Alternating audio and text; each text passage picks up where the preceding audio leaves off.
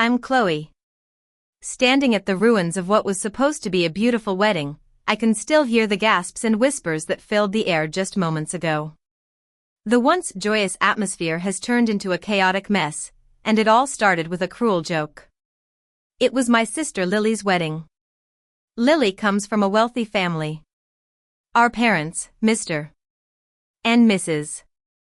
Thompson, are well known in the community for their elegant parties and high-class social status. Mom is a bit of a social butterfly, always concerned about what others think, and Dad is more reserved but holds a lot of influence in business circles. I, on the other hand, am a single mom. After a difficult divorce, I've been raising my 13-year-old son, Max, on my own. It's been a struggle, but Max is the light of my life. He's a quiet and intelligent boy who doesn't seek the spotlight. As the wedding was in full swing, I was sitting at a table, wearing a simple yet cute dress and light makeup. I was trying hard not to feel like an outsider. At a fairy tale wedding like this, I felt like a side character, especially as a single mom surrounded by all the happy couples. The music was playing, and people were smiling and exchanging fake hugs. Then, the groom, Jake, took the microphone. At first, I thought it was just another boring wedding speech, thanking everyone for coming and all that. He started joking, and the guests were laughing. I didn't think much of it at first. But then, he looked straight at me and said, "Shout out to my sister-in-law, Chloe.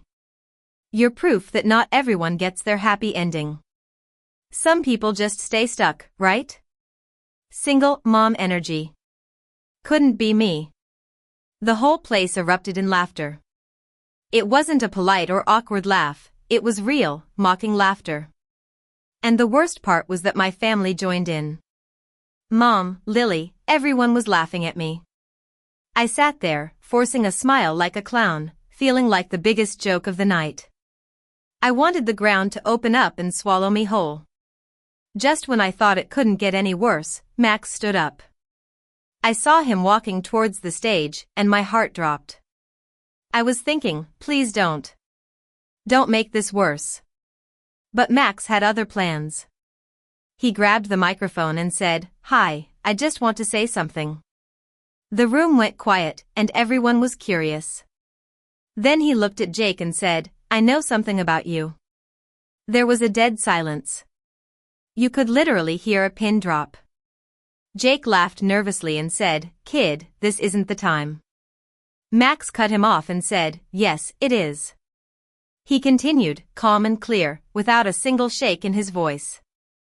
"I saw you last month at the mall with a woman who is my aunt. You kissed her. You called her baby and told her you couldn't wait till the wedding was over so you could be free again." It was like a moment when reality glitched. Everyone just froze.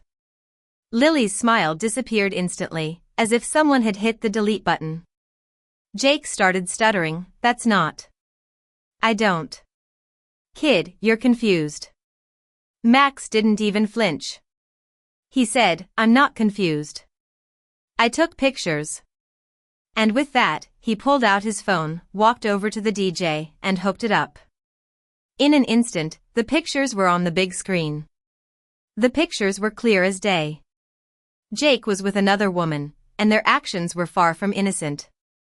Gasps filled the air. Someone even said, "Oh my God." Lily started crying, and the wedding planner began to panic. The guests were whispering like they were watching a live scandal show. I just sat there, watching as karma took its course. Jake tried to grab the microphone again, but no one was listening to him anymore. He was finished. Max walked back to me like nothing had happened. He shrugged and said, "He shouldn't have said that about you. That was his reason. No revenge, no drama, just pure loyalty." I started crying right then and there.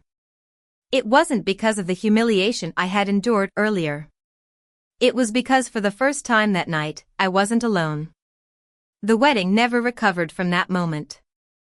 There was no happy ever after that day. But as for me, I walked out of that place with my head held high, knowing that I had my son by my side, a true champion in my life. Anyway, if you made it this far, hit subscribe. Trust me, stories like this only get crazier right here on this channel.